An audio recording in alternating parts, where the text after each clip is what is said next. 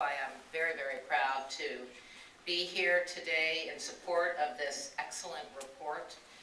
The first of the Growing Markets Initiative, Growing Inclusive Markets Initiative, prepared by the UNDP and their many partners. And Administrator Dervish, you should be very, very proud too of the work you've achieved here. It's very exciting and sets a great framework. For those of you who may not know me, I have spent a lot of time in the Congress, 12 years as a matter of fact, working on the issue of hunger, both domestically and internationally. And we have done so in a very bipartisan way. It's one of the good parts about the Congress when there are bad stories about us, but we do work very much on a bipartisan basis on those issues because hunger doesn't know political parties, it knows no partisanship.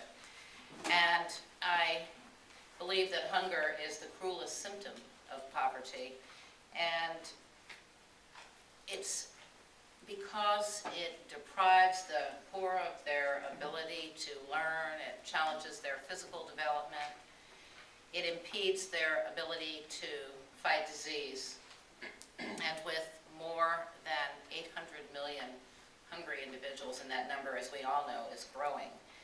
This is a very, very serious problem. Food aid is a very important part, very much of a necessity, but it can't totally solve the problem of poverty. And so I think that this report is a great example of the way that we need to change our thinking about how we attack this and other problems. Anything, if you think about it, multiplied by 2.6 billion, the number of individuals living on $2 a day or less is a large number.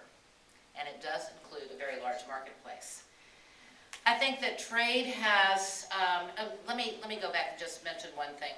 Speaking of girls or women, as the administrator mentioned, and one of the things about which we're most proud on the hunger front is working, and that has worked very effectively, administered by USAID, is the McGovern-Dole school feeding program, to get young women to school because they'll at least get one good meal a day.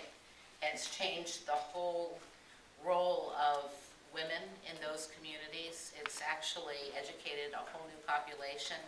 A lot of those young women do go on to be breadwinners and do go on to even become entrepreneurs. And through that school feeding program, they have learned new tools that will set them, I hope, on the right course in life. And so it's critical that that component never be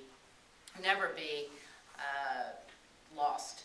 Obviously, where USAID has been real successful, we have the private sector come in and help do that and continue on those wonderful programs. But I'm very proud of the work that we've done, and we've been able to get Nita well involved in that as the chair of the Foreign Relations Subcommittee, or Foreign Aid Subcommittee of our Appropriations Committee. Let me also mention something about trade. I think that has as much promise to help impoverished nations as aid does. It's kind of like that saying, if you give a man a fish and he can eat for a day, but if you teach a man to fish and he can eat for the rest of his life, I think that goes without saying that trade is very important. And I think that our country must effectively partner with local governments to build the capacity and to develop the conditions necessary for local, regional, and even larger markets to function and reach these 2.6 billion plus people who need to be reached. And we, though, have to choose our partners well as we're doing that. I sit on the board of the Congressional Hunger Center, an organization, as many of you might know, which fights hunger by training the next generation of leaders. And this past year, one of our fellows was actually placed with the UNDP in Malawi and assisted the local government and examined how local food security is threatened by natural disasters. Expertise such as this directed towards developing markets is a simple example of how we can provide very, very good and important assistance.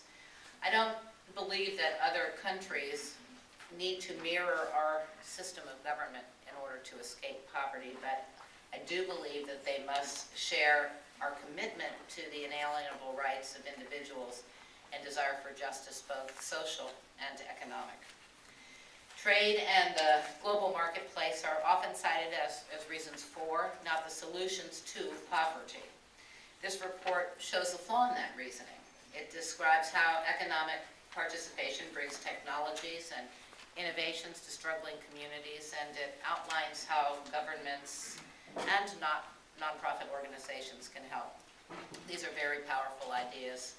They are ideas that ought to have the attention of both the public sector and the private sector, and ideas that I think to help those who really are unable to help themselves at this point in time.